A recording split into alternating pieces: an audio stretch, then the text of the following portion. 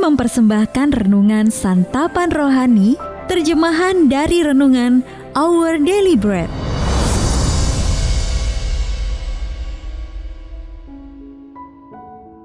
Untuk menerima notifikasi video baru kami, silakan tekan tombol subscribe dan tanda lonceng di bawah ini.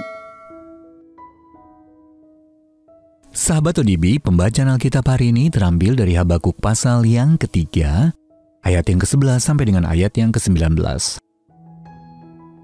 Habakuk pasal yang ketiga, ayat yang ke-11 sampai dengan ayat yang ke-19. Matahari, bulan, berhenti di tempat kediamannya karena cahaya anak-anak panahmu yang melayang laju karena kilauan tombakmu yang berkilat. Dalam kegeraman, engkau melangkah melintasi bumi. Dalam murka, engkau menggasak bangsa-bangsa. Engkau berjalan maju untuk menyelamatkan umatmu, untuk menyelamatkan orang yang kau urapi. Engkau meremukkan bagian atas rumah orang-orang fasik, dan kau buka dasarnya sampai batu yang penghabisan. Engkau menusuk dengan anak panahnya sendiri kepala laskarnya yang mengamuk untuk menyerahkan aku dengan sorak-sorai. Seolah-olah mereka menelan orang tertindas secara tersembunyi. Dengan kudamu engkau menginjak laut, timbunan air yang membuih. Ketika aku mendengarnya, gemetarlah hatiku mendengar bunyinya. Menggigillah bibirku, tulang-tulangku seakan-akan kemasukan sengal, dan aku gemetar di tempat aku berdiri. Namun dengan tenang akan kunantikan hari kesusahan yang akan mendatangi bangsa yang bergerombolan menyerang kami.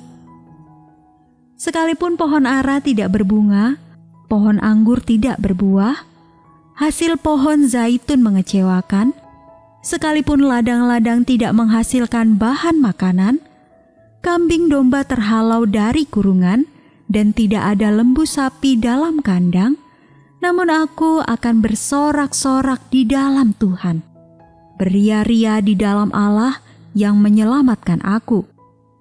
Allah Tuhanku itu kekuatanku. Ia membuat kakiku seperti kaki rusa. Ia membiarkan aku berjejak di bukit-bukitku.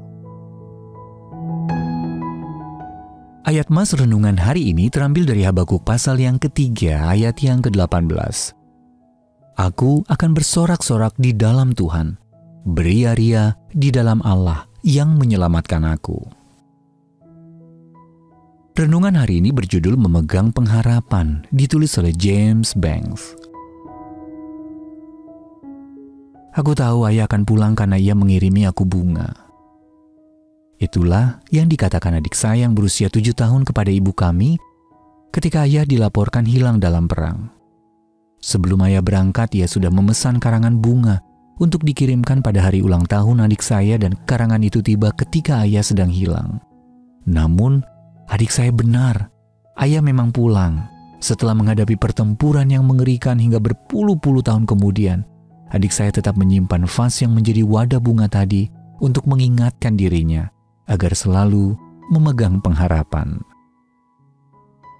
Dalam dunia yang bobrok dan penuh dosa ini, memegang pengharapan terkadang tidak mudah.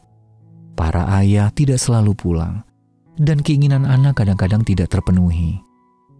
Namun, dalam situasi tersulit sekalipun, Allah menghadirkan pengharapan.